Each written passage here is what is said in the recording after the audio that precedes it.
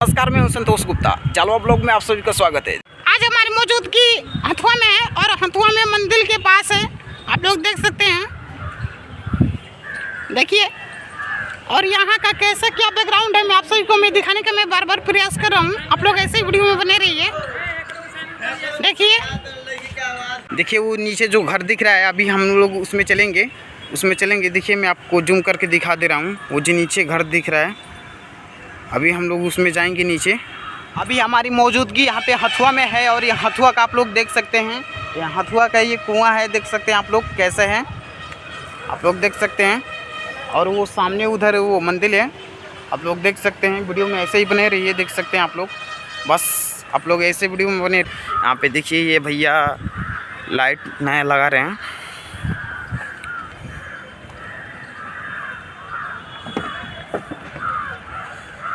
आप लोग देख सकते हैं इस वीडियो में।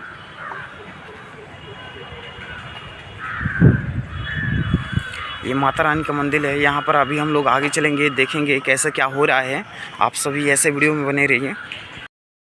जो माता रानी का मंदिर है वहाँ पे आप लोग देख सकते हैं। देखिए हम लोग हथुआ में हैं। अभी हथुआ में माता रानी के मंदिर के पास हैं हम लोग।